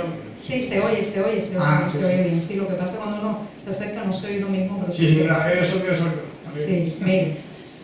En la Cámara de Diputados de Brasil, que además fue un evento muy importante porque era la primera vez que un cubano iba a hablar ante ese grupo de personas en muchos años. Yo creo que las últimas personas que habían estado ahí eran representantes del gobierno. Fue un momento muy bonito porque hubo la oportunidad de responder muchas preguntas. Entre las preguntas me preguntaron sobre mi posición. Yo respondí precisamente que esas personas pertenecían a un cuerpo de la seguridad del Estado, probablemente eran oficiales de la seguridad del Estado, e ironicé sobre el hecho de lo que le costaba al país su permanencia en la campaña para la liberación.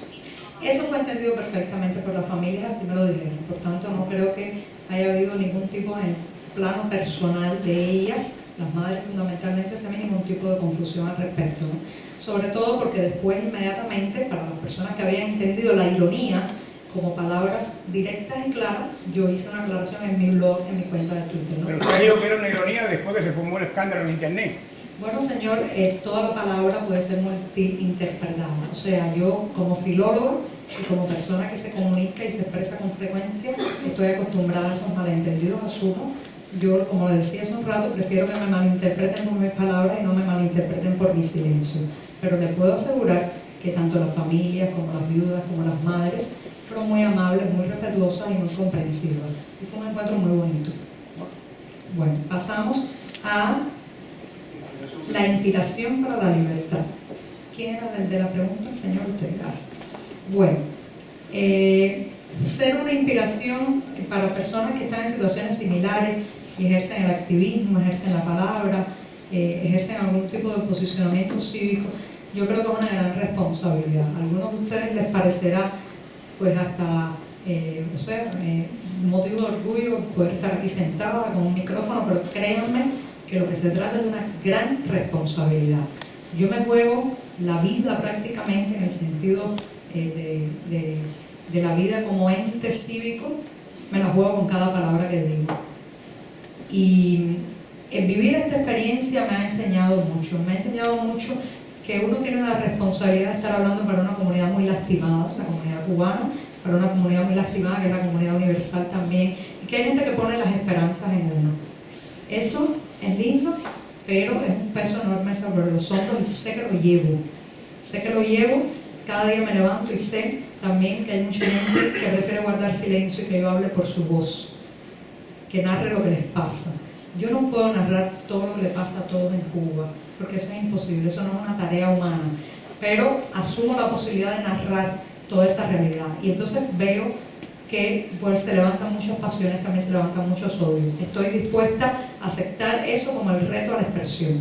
Si me he convertido en un símbolo de la libertad de expresión, me agrada. Por lo menos no me he convertido en un símbolo de la represión, ni del callar al otro, ni de censurar a nadie. La responsabilidad de ser, de alguna manera, una persona que otros escuchan, tratan de seguir su trabajo, es un gran peso, ¿no? Es como una cruz que se lleva con muchísima responsabilidad. Bueno, y quería decir, porque usted mencionó, aquí lo tengo apuntado, una cuestión del pan y el agua, ¿no? Había dicho usted algo así, ¿cómo era la frase exactamente?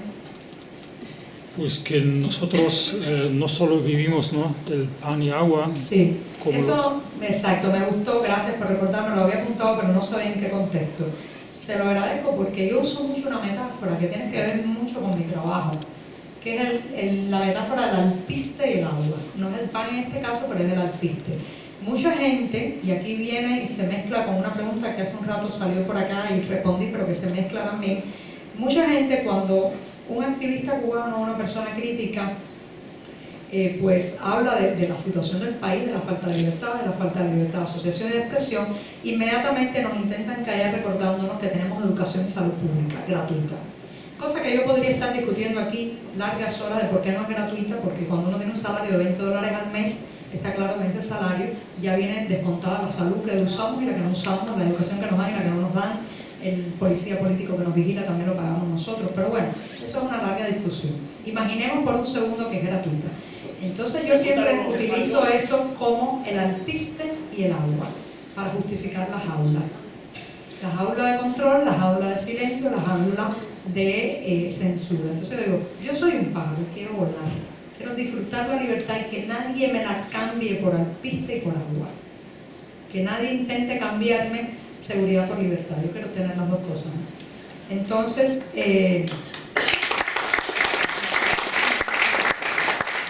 agradezco mucho tu pregunta, ahora estoy respondiendo la otra, porque como esto es una conversación, yo respondo lo que me preguntan, ¿no? Si me hubieran preguntado primero de los presos políticos, encantada, porque además si algo he hecho desde que salí de Cuba es hablar por todos aquellos que no han podido estar aquí.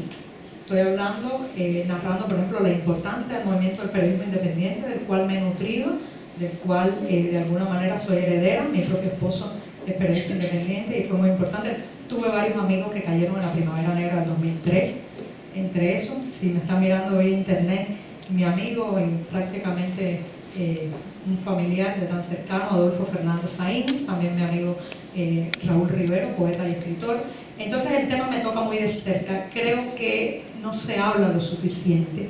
Por eso, cada vez que se tenga una oportunidad y un micrófono, hay que recordar que en Cuba hay gente sufriendo mucho, ¿no? Ahora mismo se acaba de terminar una huelga de hambre de más de medio centenar de activistas que estaban precisamente presionando con sus cuerpos, sus vísceras, su carne, su piel, para que liberaran a otro activista injustamente detenido. Entonces, eso siempre que se pueda hay que decirlo, pero también lo más importante es no dejar desviar la atención. Y por eso cuando hablaba ahorita de matar al mensajero, ocupar tiempo hablando de mí para no hablar de lo más importante, eso también es una estrategia que tenemos que aprender a saltarnos. Porque si no, las conversaciones se convierten en el cotilleo.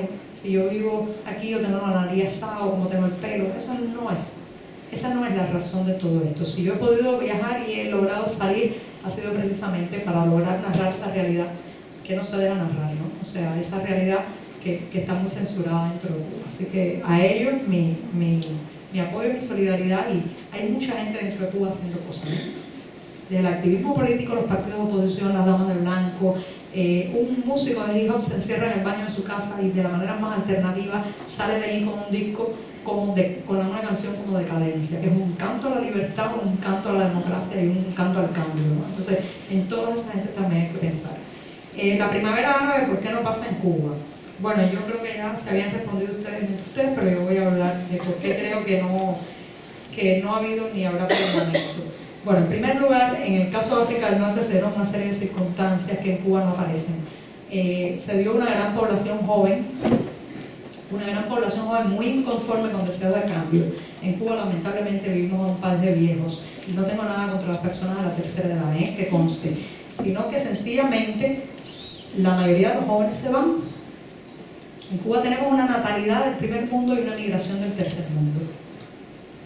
Y entonces la población envejece, y cuando tienes más de 40 o 50 años es mucho más complicado que te lances a la calle, ¿no? Es triste, pero en mi país la mayoría de las jóvenes, en lugar de lanzarse a la calle, se quieren lanzar al mar. Se quieren lanzar a las puertas de un consulado para buscar una visa para emigrar. La rebeldía se está expresando en escapar. Nuestras primaveras árabes no son en las plazas de Tahrir, son a las afueras de las embajadas para conseguir un visado. Es triste, pero es una realidad. Por otro lado, la incidencia de la tecnología. Estos jóvenes árabes se convocaron ¿cómo? A través de las redes sociales, Twitter, los BlackBerry, los teléfonos móviles. En Cuba la incidencia de la tecnología todavía es muy precaria. Entonces, ¿cómo decirle al vecino que tú piensas igual que él? Si tiene miedo, si tiene un pánico tremendo.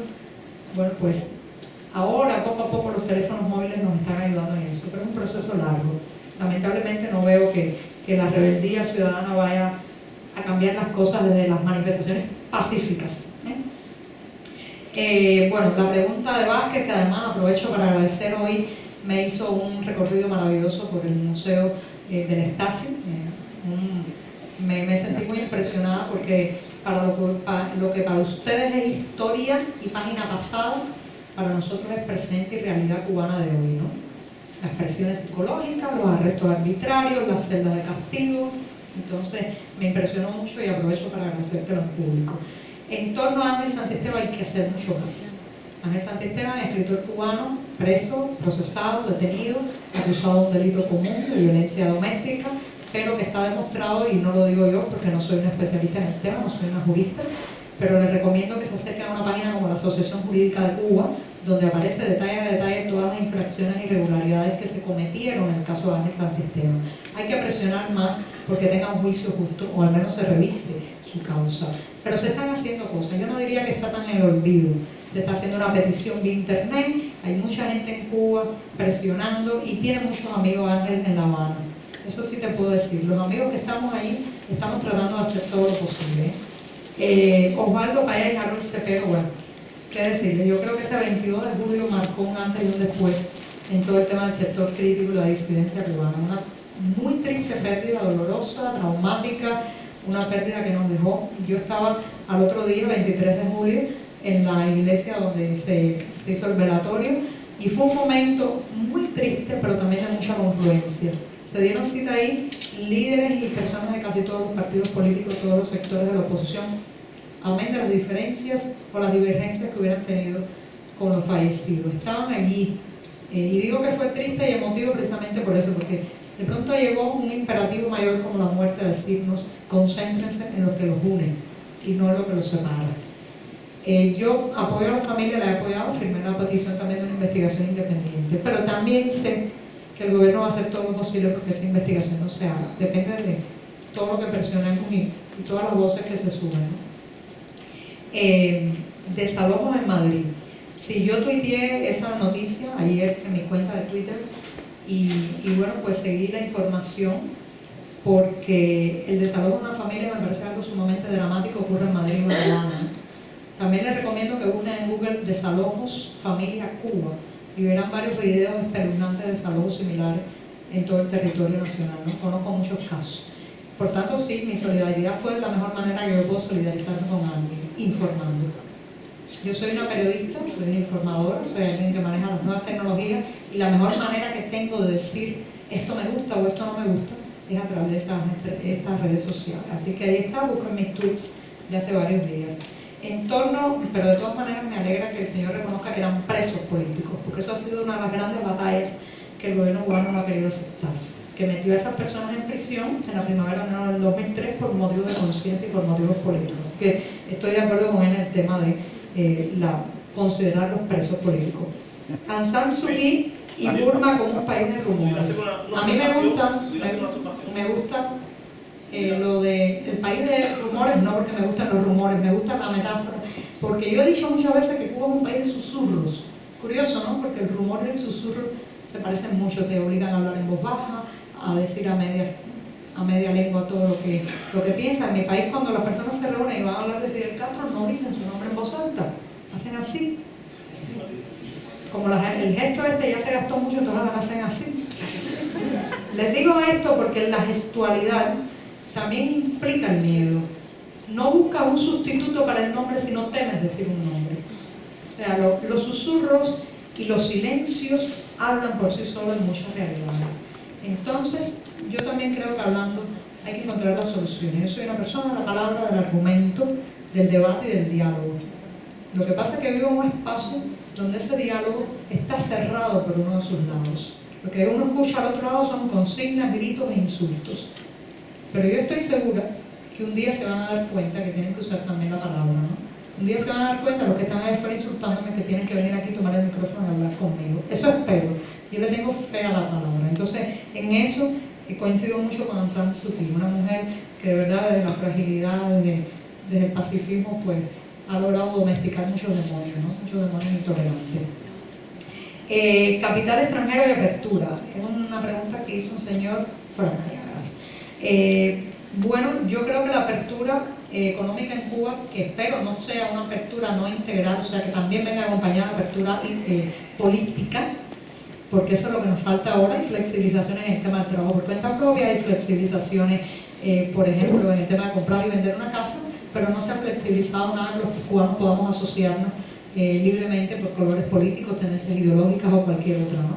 No se ha permitido para nada, por ejemplo, que se despenalice la discrepancia, que me parece importante. De todas maneras, en la apertura económica, claro está, también habrá que crear una posibilidad para la entrada de capital extranjero. Cuba está en la ruina, Cuba tiene las arcas vacías, el dinero tiene que llegar también de otros lugares, ¿no? Sin embargo, me encantaría creer que no tengamos que abrir solamente al capital extranjero y que hubiera personas en el país que tuvieran capital para empezar un proyecto, una empresa. Yo creo que espero mucho que los cubanos puedan acceder a microcréditos, a créditos, a facilidades para ellos desde dentro crear sus propias empresas. Eso quisiera, porque capital humano y energía hay, lo que falta son recursos, ¿no? ¿Cómo es la situación de los homosexuales en Cuba? Bueno, esta es una pregunta que a mí me encantaría ahora mismo tener aquí a muchos amigos, por ejemplo a mi amigo Ignacio Estrada, a mi amiga Wendy Iriepa, que son realmente especialistas en el tema, ¿no? Para poder responder. Lo que puedo decirte es que en los últimos años se ha desarrollado varios procesos de transformación, sobre todo yo creo que en la conciencia de la gente, que en una sociedad tan machista como la cubana, pues se ha logrado que poco a poco se vaya aceptando la idea del respeto a la selección y a la diversidad de orientación sexual. Eso es un proceso que ha estado acompañado de muchas cosas, ¿no? La propia sociedad, el trabajo, por ejemplo, del Sex y muchos activistas. Lo que me preocupa es que a veces el tema se secuestra un poco por la institución. Esa es mi posición, ¿no? Se secuestra un poco, entonces otros grupos de activistas LGBT que también quieren lo mismo, que quieren que se creen espacios, se permita también una voz de esa comunidad en los medios públicos y en cualquier espacio del país, pues esos activistas se ven segregados y sacados del tema porque el tema es ocupado solamente por la institución. Es triste, pero es un tema secuestrado de manera institucional y queda muchísimo por hacer. Hay muchísima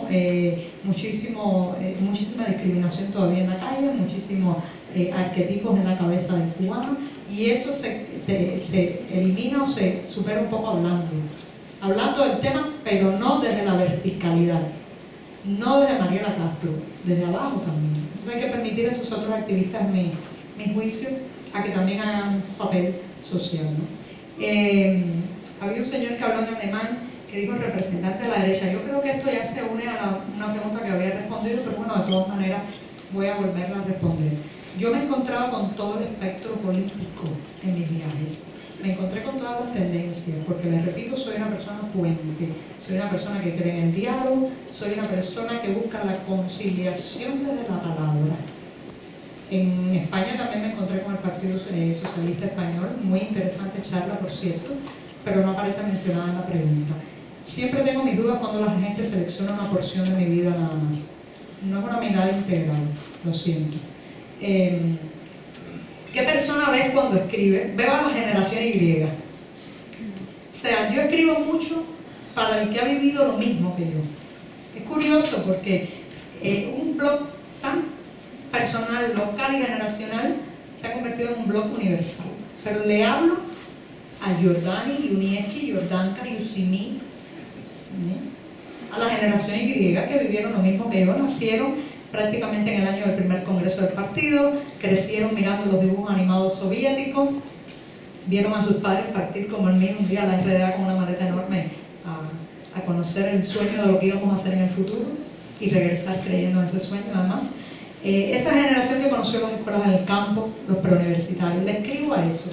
Es más, a veces la gente me dice, ¿no te da temor escribir para tantos cientos de miles de personas? Y le digo, es que yo nada más que pienso en una persona. Es más, si el único que me dé el oficial de la seguridad del Estado que me atiende, yo seguiría escribiendo. Porque yo escribo por necesidad. Yo escribo porque si no escribo me muero, exploto. Yo escribo como un exorcismo. Yo tengo que sacar mis demonios. Mis demonios se exorcizan a través de la escritura. Así que me dirijo a una persona, y esa persona casi siempre es un joven cubano de entre 25 y 40 años que comprende todo lo que yo le digo. Pero curiosidad, hay mucha gente que no tiene ni 25 ni 40, que no nació en Cuba, que no tiene un nombre con Y, que también me entienden y me comprenden, porque son también problemas universales.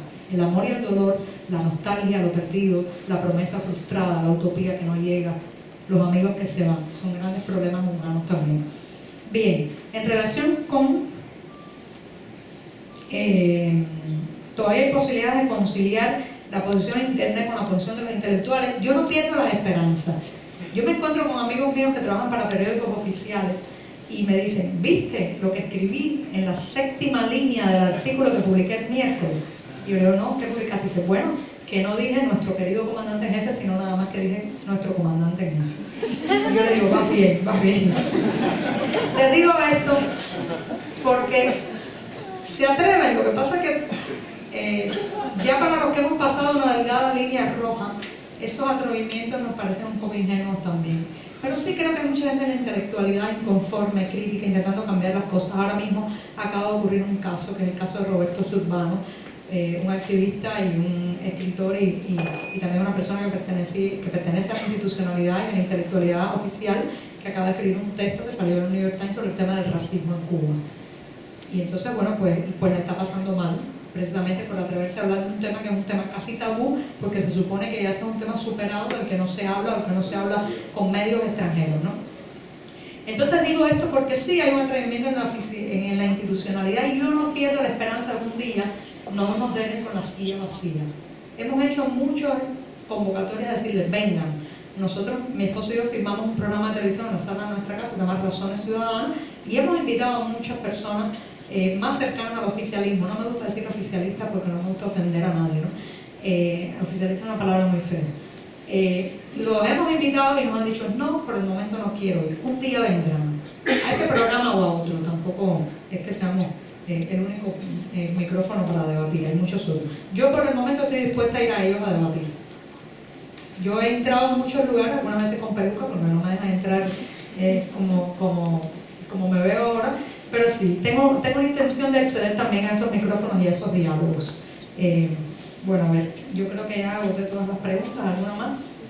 No, ya se nos acaba el tiempo, lamentablemente, porque la hospitalidad del Instituto de Cervantes ha sido muy grande, pero tiene sus límites temporales, y hemos llegado a eso. Hubo la pregunta, ¿por qué justamente el 8 de mayo invitan a Iván Sánchez? Una pregunta para el TATS. Creo que me parece un poco ridículo contestarla realmente, porque al final el fascismo y libertad de prensa y libertad de expresión no tenía mucho que ver.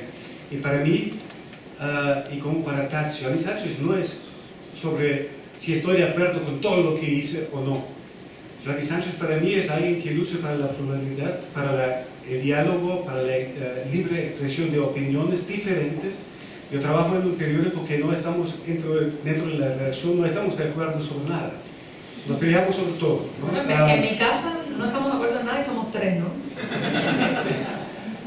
Todos tienen una opinión diferente. Y de eso se trata al final, porque vivir en una sociedad donde solamente hay una opinión que se puede publicar y tantas otras que no son solamente en contra o en favor de un gobierno o de un sistema, sino que hay un montón, miles de matices como en cualquier sociedad. Y eso es para nosotros como periodistas, más que todo como periodistas de un periódico alternativo de izquierda que no tiene plata, eso es el oxígeno, de eso vivimos, ¿no? de la diversidad de opiniones y poder expresarlas sin temores y sin que alguien nos diga que no. Por eso trabajo en TATS, ¿no? Porque nadie me dice que no, tengo el derecho al error también, también corregir errores si es que nos damos cuenta que un análisis que hicimos anteayer hoy día ya no tiene sustancia porque fue totalmente falso lo que pensamos, pero bueno, esos son seres humanos, ¿no? Con verdades, con errores, y hay que publicarlo, hay que discutirlo, hay que tomar las ideas. Creo que de eso se trata. Si me preguntan a mí personalmente, de Iván Sánchez, por eso, para mí personalmente, empezar a leer su blog en el 2007, por eso fue una inspiración tan grande para nosotros, porque es como abriendo una ventana, ¿no? Y rompiendo un poco estas trincheras ideológicas que siempre hubo, que no hay nada bueno en Cuba o no hay nada malo en Cuba, sino que hay un montón de matices, ¿no? Y de eso se trata el periodismo y de eso se trata para mí en el trabajo de Iván Sánchez. Por eso estoy muy alegre que finalmente, después de tantos años de espera, la pudimos tener con nosotros esta noche y discutir con vos. Quiero agradecer a tu esfuerzo, por supuesto, pero también no quiero olvidar el esfuerzo de los traductores que hicieron posible que conociera.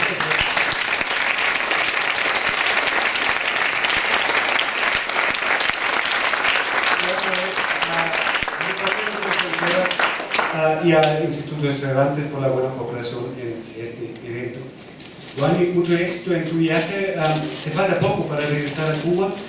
Creo que vas con muchas ganas de regresar, pero también con algunas preocupaciones. Voy en paz, voy en paz. He dicho lo que he pensado, así que me voy tranquila. Y agradezco a los que han venido. Todo empezó por un libro y todo empezó por un blog.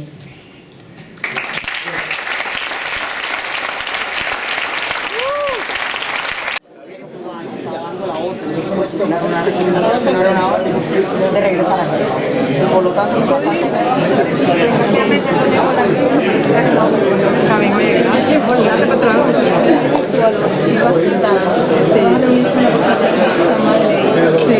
Esta es la sección que se llama de 5 años por la posibilidad. Esta ya se ha copiado.